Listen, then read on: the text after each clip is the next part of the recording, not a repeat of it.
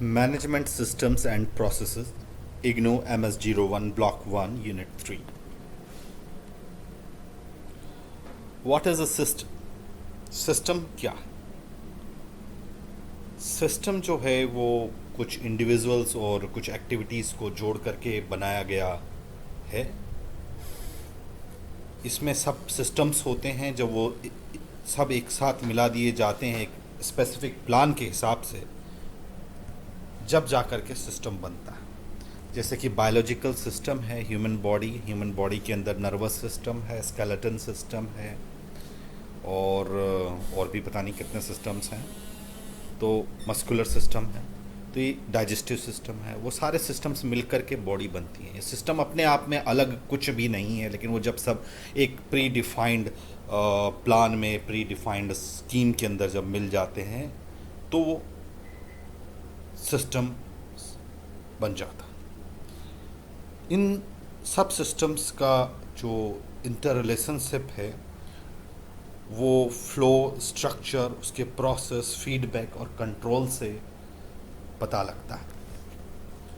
तो अगर हम एमबीए के अंदर देख रहे हैं तो हम ऑफ कोर्स एक ऑर्गेनाइजेशन को एक सिस्टम की तरह लेंगे। तो उसमें क्या फ्लो कर रहा है? उसमें इंफॉर्मेशन फ्लो करती है।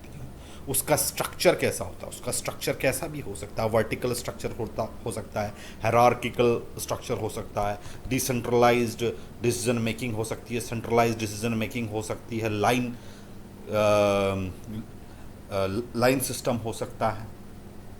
तो बहुत सारे तरीके से जो है वो उस ऑर्गेनाइजेशन का स्ट्रक्चर हो सकता है। और फिर उसमें कुछ प्रोसेसेस होते हैं और फिर कुछ फीडबैक्स आते हैं। उस फीडबैक्स आते हैं, उससे हम लोग हमारे सिस्टम को इम्प्रूव करते हैं। और फिर कुछ कंट्रोल मैकेनिज़म्स होते हैं। हम इन सब के बारे में एक एक करके देखेंगे। तो जो सिस्टम जो है वो ओपन या क्लोज हो सकता है। ओपन सिस्टम वो होता है जो बाहर से इंफॉर्मेशन लेता है या बाहर से लोगों को लेता है, कुछ भी बाहर से आदान प्रदान करता है, वो ओपन सिस्टम है। क्लोज सिस्टम जो होता है वो सेल्फ सफिशिएंट सिस्टम होता है, वो बाहर से कुछ भी नहीं लेता। तो एक सिंपल सिस्टम इस तरीके से हो सकता है कि हम कुछ इनपुट दें, कुछ प्रोसेस हो करके कुछ आउटपुट आए और उस आउटपुट से हम कुछ फीडबैक लें और फीडबैक को वापस हम इनपुट में डालें इनपुट को इम्प्रूव करने के लिए। So this could be a very simple system. तो organisation as a system, it's a social system, it is designed for production and service. इसका ऑब्जेक्टिव है प्रोडक्शन एंड सर्विस। ये डिवीज़न ऑफ लेबर पर आधारित है। इसके अंदर डिफरेंट इंटर रिलेटेड डिपार्टमेंट होते हैं। एचआर डिपार्टमेंट होता है, लॉ डिपार्टमेंट होता है, ट्रेड डिपार्टमेंट होता है, सेल्स डिपार्टमेंट होता है, मार्केटिंग डिपार्टमेंट होता है। तो बहुत सारे अलग अलग डिपार्टमेंट्स होते हैं। और ये एक ओपन सिस्टम है। ये अपना सामान को बाहर बेचता है, बाहर से इंफॉर्मेशन लेता है। तो ये एक ओपन सिस्टम होता है। अब हम जो बात कर रहे थे कि ऑर्गेनाइजेशन में क्या फ्लो करता है, उसमें ऑर्गेनाइजेशन में इंफॉर्मेशन फ्लो करती है। तो इंफॉर्मेशन अगर फ्लो करती है तो इंफॉर्मेशन फ्लो करने का एक सिस्टम होगा। उस सिस्टम को हम लोग बोलते हैं मैनेजमेंट इंफॉर्मेशन सिस्टम। ये एक सिस्टम है जिससे हम इंफॉर्मेशन को कलेक्ट करते हैं, प्रोसेस करते हैं और प्रेजेंट करते हैं मैनेजमेंट को, ताकि मैनेजमेंट बेटर डिसीजन ले सके। अगर हम एक रिटेल सेल का अगर एग्जांपल लें तो डाटा जनरेट हो रहा है जहाँ पर पॉइंट ऑफ सेल है, पॉइंट ऑफ सेल पर बिक्री हो रही है, वहाँ पे इनवॉइसेस कट रही हैं, कौन सा प्रोडक्ट कितना बिका, किसने कितना लिया, किसको कितना डिस्काउंट दिया, वो सब डाटा जो है वहाँ पर जनरेट हो रहा है। वो वहाँ पे कलेक्ट किया जाता है। कलेक्शन के लिए कोई सिस्टम हो सकता है, वहाँ पे कंप्यूटर लगा हुआ हो सकता है, वहाँ पे बार कोड की एक गन हो सकती है जिससे बार कोड को रीड करके इनवॉइसेस बनाई जा रही है। फिर उस डाटा को प्रोसेस किया जाता है। वो फिर वहाँ से एक सेंट्रल सर्वर में आता है, वहाँ पर उसको डाटा को प्रोसेस किया जाता है। प्रोसेस करके तरह तरह के रिपोर्ट्स जनरेट की जा सकती हैं, जैसे कि सेल्स रिपोर्ट जनरेट की जा सकती है, कितनी बिक्री हुई आज की। स्टॉक रिपोर्ट जनरेट की जा सकती है कि भैया कितना स्टॉक है। सेल्स रिपोर्ट जो है फिनेंस वाले यूज़ कर सकते हैं अपनी अकाउंट टेलिंग के लिए, कितना पैसा जनरेट हुआ। स्टॉक वाली जो फिगर है वो स्टोर वाले यूज़ कर सकते हैं कि भैया नेक्स्ट डे के लिए क्या ऑर्डर करना है, रीऑर्डर करना है। और उसी तरीके से ये जो है वो इंफॉर्मेशन तरह तरह के लोगों के लिए तरह तरह की रिपोर्ट्स निकलती हैं। तो जो प्रॉपर्टीज़ हैं एमआईएस की वो हैं कि वो टाइमली रिपोर्ट दे, ऐसा नहीं कि रिपोर्ट मेरे को आज चाहिए 3 दिन बाद मिल रही है। इसकी एक्यूरेसी होनी चाहिए रिपोर्ट की। कितनी एक्यूरेसी होनी चाहिए वो इस चीज़ पर डिपेंड करता है आपको किस काम के लिए चाहिए, क्योंकि जितनी ज़्यादा एक्यूरेसी उतनी ज़्यादा कॉस्ट इन्वॉल्व है। अगर मैनेजमेंट को डिसीजन लेना है, टॉप मैनेजमेंट को डिसीजन लेना है कि इस प्रोडक्ट को कंटिन्यू करना है या नहीं करना, तो उसके लिए उन्होंने अगर कोई सेल्स का डाटा मांगा है तो ऐसा नहीं है कि 75,475 आपको एग्जैक्ट फिगर देना है। आप उसको राउंड ऑफ कर सकते हैं कि जी 75.5 लाख, 75 लाख। तो एक्यूरेसी जो है वो आपकी यूज़ पर डिपेंड करेगी। फिर आपका रेलेवेंसी, आपकी रिपोर्ट जो है वो रेलेवेंट होनी चाहिए। आप किसको टारगेट कर रहे हैं मैनेजमेंट में, आप हायर मैनेजमेंट को टारगेट कर रहे हैं या मीडियम मैनेजमेंट को टारगेट कर रहे हैं या लोअर मैनेजमेंट को टारगेट कर रहे हैं, उस हिसाब से आपकी रिपोर्ट होनी चाहिए। वो उसी हिसाब से फिर रेलेवेंट होगी। अगर आप कोई सेल्स का फिगर राउंड ऑफ करके अगर फिनेंस वाले को दे रहे हैं, वो उसके लिए रेलेवेंट नहीं है। उसको बैंक अकाउंट्स टैली करने हैं, उससे उसका काम नहीं चलेगा। अगर आप अगर आप स्टॉक का फिगर किसी स्टोर वाले को राउंड ऑफ करके दे रहे हैं तो स्टोर वाले का काम नहीं चलेगा। उसे पता नहीं चलेगा कितना चोरी हो गया, कितना सामान पड़ा है, कितना चला गया। तो टॉप मैनेजमेंट के जो लेवल्स हैं, उनके टाइप के डिसीजंस हैं, वो हम थोड़ा डिस्कस कर लेते हैं। जो टॉप मैनेजमेंट होते हैं वो स्ट्रेटजिक डिसीजन लेते हैं। स्ट्रेटजिक डिसीजन जैसा कि पहले बताया जा चुका है, लॉन्ग टर्म उनका इम्पैक्ट होता है। इसके लिए जो डाटा चाहिए होता है वो जो होता है ज़्यादा एक्यूरेट नहीं चाहिए होता है हालांकि, लेकिन एक बहुत ही प्रिसाइज समरी की फॉर्म में चाहिए होता है, और उसको बहुत सारी तरीक़ों से सेग्रीगेट करने की ज़रूरत पड़ सकती है, जैसे कि जोग्राफी वाइज, प्रोडक्ट वाइज, या फिर और भी बहुत सारी चीज़ें हो सकती हैं उसके वाइज। जैसे कि फॉर एग्ज़ाम्पल आप आइसक्रीम बेच रहे हैं, तो आप ये देखना चाहते हैं कि हरियाणा में आइसक्रीम कितनी बिकी, राजस्थान में कितनी बिकी और यूपी में कितनी बिकी। तो जोग्राफिकल वाइज आपको रिपोर्ट चाहिए। फिर आपको रिपोर्ट इस तरीके से भी चाहिए कि ऑरेंज वाली आइसक्रीम ज़्यादा बिकी कि चॉकलेट वाली ज़्यादा बिकी। तो प्रोडक्ट वाइज भी आपको इन्फॉर्मेशन चाहिए। तो ये टॉप मैनेजमेंट को इस तरीके से इन्फॉर्मेशन चाहिए होती हैं, नॉर्मली ब्रीफ समरी के रूप में चाहिए होती हैं। फिर मिडिल मैनेजमेंट जो होता है उसको इन्फॉर्मेशन चाहिए होती है कंट्रोल इम्प्लीमेंटेशन के लिए। कंट्रोल के लिए जैसे कि फॉर एग्जांपल आज का कितना टारगेट था, आपको कितना प्रोड्यूस करना था, पता चला आपको आज 100 यूनिट्स प्रोड्यूस करनी थी, आप प्रोड्यूस कर पाए 95, और कल आपका प्लान है 100 यूनिट फिर से प्रोड्यूस करने का। तो मैनेजर डिसीजन लेगा कि नहीं, कंट्रोल करेंगे, हम टारगेट से पीछे जा रहे हैं, तो नेक्स्ट डे हम 105 करेंगे, ज़रूरत पड़ेगी तो ओवर टाइम करेंगे। तो वो उसकी प्लानिंग करेगा उसको इम्प्लीमेंट करने के लिए। मिडिल मैनेजमेंट का काम है। लोअर मैनेजमेंट का जो काम है वो नॉर्मली रूटीन होता है, प्रोग्रामेबल होता है। जैसे कि फॉर एग्जांपल उनको रिपोर्ट चाहिए, रोज़ सेल्स होती है, रोज़ शाम को एक सेल्स का क्या फिगर हुआ वो उनको चाहिए, वो उससे कैश काउंट करते हैं, कैश काउंट करके बैंक में जमा कराते हैं। तो वो उनका रूटीन वर्क है। तो हर एक आदमी को अलग अलग तरह की रिपोर्ट चाहिए, उनका अलग अलग पर्पज़ है। फिर सेकंड आता है आपका प्लानिंग। तो प्लानिंग जो है वो एक प्रोसेस है जिसके अंदर हम एडवांस में डिसीज़न ले लेते हैं। फिर हम लोग सोच लेते हैं कि हमें क्या डिसीज़न ले लिया है, हमने उसको क्या इम्प्लीमेंट किस तरीके से करना है। तो उसको जिस तरीके से इम्प्लीमेंट करना है तो उसके लिए हम लोग रिसोर्सेज एलोकेट करते हैं, और प्लानिंग से जो है हम फ्यूचर की अपॉर्चुनिटीज़ और प्रॉब्लम को फेस करने के लिए तैयार रहते हैं। और इससे ये भी होता है कि हम लोग जो है कुछ कंट्रोल और चेक्स भी लगा सकते हैं,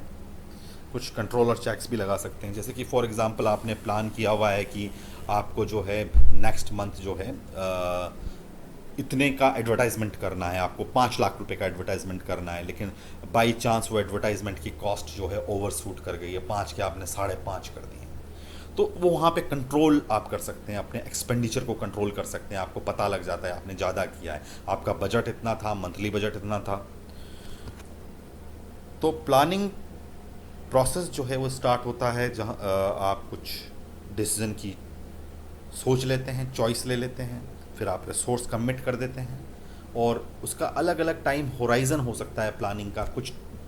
कुछ प्लानिंग होती हैं वो मंथली प्लानिंग होती हैं, कुछ ईयरली प्लानिंग होती हैं, कुछ 5 ईयर प्लान होती हैं। जैसे गवर्नमेंट के अंदर जो पहले जो हमारा प्लानिंग कमीशन था वो 5 ईयर प्लान्स निकालता था, वो 5 साल की कंट्री की प्लानिंग करता था। उसके लिए वो रिसोर्सेज एलोकेट करता था और फिर उसको मंथली बेसिस पर, क्वार्टरली बेसिस पर मॉनिटर करता था। प्लानिंग के बाद आता है कंट्रोलिंग। कंट्रोलिंग की जाती है ये देखने के लिए कि हम प्लान से डिविएट तो नहीं कर रहे हैं।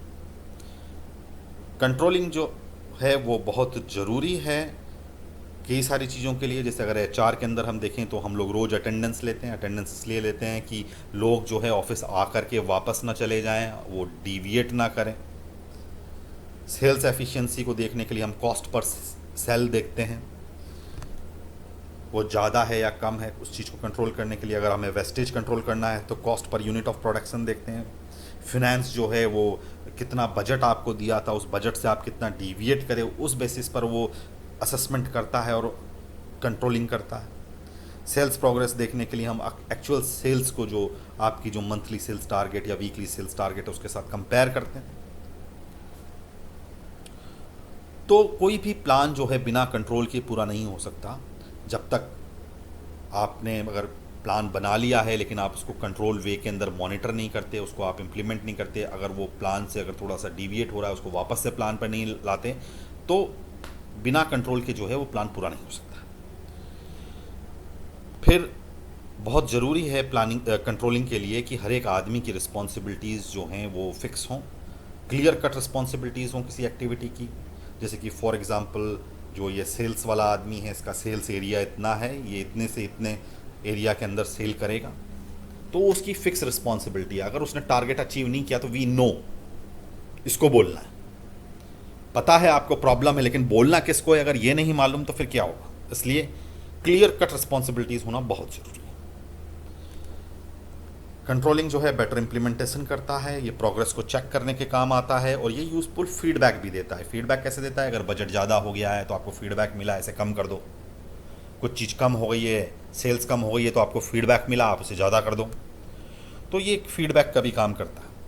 बजट जो है वो ट्रेडिशनली और वाइडली जो है कंट्रोल प्रोसेस के लिए यूज़ किया जाता है, और वैसे हिस्टोरिकल स्टैटिकल डाटाज या ब्रेक इवन एनालिसिस भी जो है वो कंट्रोलिंग के लिए यूज़ किए जाते हैं। ब्रेक इवन एनालिसिस हम आगे चैप्टर्स में पढ़ेंगे। Organising, what is organising? Organising है कुछ लोगों को इकट्ठा करना, उनको इकट्ठा करना, उनसे कुछ काम करवाना ताकि वो एक कॉमन ऑब्जेक्टिव को अचीव कर सकें।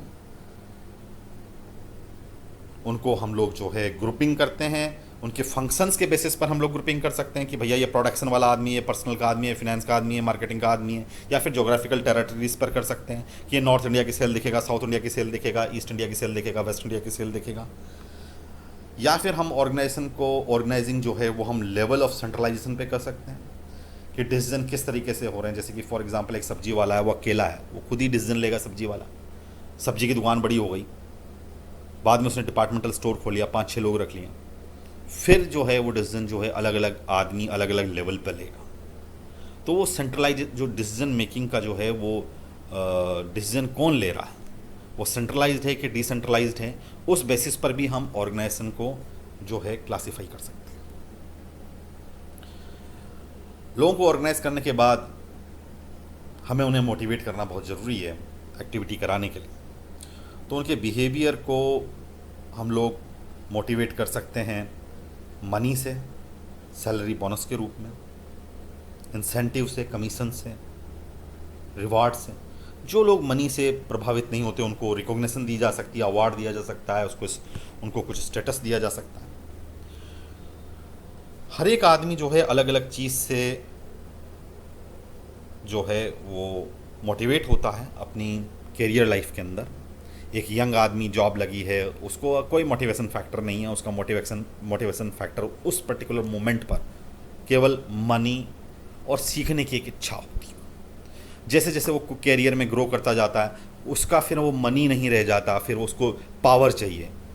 जब उसे पावर मिल जाती है, उसको डिसीजन मेकिंग पावर चाहिए। तो वो हर कैरियर के हर पड़ाव पर उसका जो मोटिवेशन फैक्टर है वो चेंज होता चला जाता है। मोटिवेशन जो है लेबर क्लास के अंदर अगर आप देखें तो फिजिकल वर्किंग एनवायरनमेंट अगर अच्छा है तो उनका मोटिवेशन अच्छा रहता है। आपने एयर कंडीशनड प्रॉपर लाइटिंग वाला नीट एंड क्लीन अगर वर्किंग एनवायरनमेंट दे रखा है तो ऑफ कोर्स लेबर्स जो हैं उनकी प्रोडक्टिविटी बढ़ती है, उनको मोटिवेट होते हैं। और जो आपका एक्चुअल वर्क है उसका कंटेंट कैसा है, वो किस तरीके से वर्क डिज़ाइन किया गया है। आपका कोई काम है जिसके अंदर आप रूटीन में एक ही काम बार बार बार बार बार बार करते हैं तो आप बोर हो जाते हैं, तो उसका कंटेंट जो है बार बार चेंज होना बहुत जरूरी है। आपने ऑर्गेनाइज कर लिया लोगों को, आपने लोगों को मोटिवेट कर लिया, लेकिन आपको लीड भी करना पड़ेगा, तभी ऑर्गेनाइजेशन चलेगा। तो एक लीडरशिप क्वालिटी चाहिए। तो एक लीडर की क्वालिटी कैसी हो सकती है? एक प्लीजिंग फिजिकल पर्सनालिटी होनी चाहिए। ऐसा आदमी होना चाहिए जो हर एक आदमी के साथ चल सके, निभा सके। उसके अंदर ऑनेस्टी, इंटीग्रिटी जैसी क्वालिटीज़ होनी चाहिए। वो एक अच्छा वक्ता होना चाहिए, गुड स्पीकर होना चाहिए। और डिसीजन अगर वो ले तो वो ऑब्जेक्टिव डिसीजंस ले, सब्जेक्टिव डिसीजंस ना ले। सब्जेक्टिविटी उसके डिसीजन मेकिंग में नहीं होनी चाहिए। अब आता है हमारा last topic, decision making. Decision making last topic भी है इस यूनिट का, और ये बहुत इंपॉर्टेंट टॉपिक है क्योंकि अक्सर इससे सवाल पूछे जाते हैं। तो डिसीजन कैसे किया जाता है? तो हमें कोई भी चीज़ करनी है तो उसके लिए हम लोग जो है रैशनल चॉइसेस करते हैं बिटवीन वेरियस अल्टरनेटिव्स। सबसे पहले तो हम बहुत सारे अल्टरनेटिव जनरेट करते हैं। फॉर एग्जांपल मेरे को दिल्ली से चंडीगढ़ जाना है तो मैं बहुत सारे अल्टरनेटिव्स जो है वो जनरेट करूँगा। जैसे कि मैं दिल्ली से चंडीगढ़ जा सकता हूँ फ़्लाइट से, मैं दिल्ली से चंडीगढ़ ट्रेन से भी जा सकता हूँ, मैं दिल्ली से चंडीगढ़ बस से भी जा सकता हूँ। तो मैं बहुत सारी चीज़ों से जा सकता हूँ। मैं उड़ के भी जा सकता हूँ, मैं हेलीकॉप्टर से भी जा सकता हूँ, मैं पैदल भी जा सकता हूँ। तो मैंने सारे अल्टरनेटिव्स जनरेट कर लिए। उन अल्टरनेटिव्स को जनरेट करने के बाद हम सर्टेन क्राइटेरियाज बनाएंगे। वो क्राइटेरिया कैसे हो सकते हैं? कॉस्ट लेवल पे हो सकते हैं। मैं बाई फ्लाइट जाऊँगा, पैसा ज़्यादा लग जाएगा। पैदल जाऊँगा, बिल्कुल नहीं लगेगा, तो क्यों ना पैदल जाया जाए। फिर और क्राइटेरियाज भी होंगे कॉस्ट के अलावा। टाइम, जैसे कि फ्लाइट से जाऊँगा जल्दी पहुँच जाऊँगा, पैदल जाऊँगा लेट पहुँचूँगा।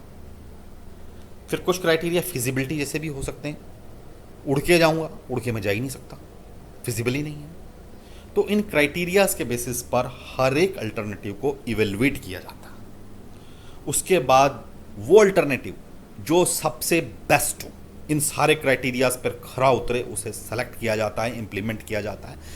इम्प्लीमेंट करने के बाद ही काम ख़त्म नहीं हो जाता, उसके बाद वहाँ से फीडबैक लेना पड़ता है और उस फीडबैक से आपको अपने डिसीजन को इम्प्रूव करना होता है। ये जो डिसीजन मेकिंग प्रोसेस मैंने बताया, इसको मल्टी एट्रीब्यूट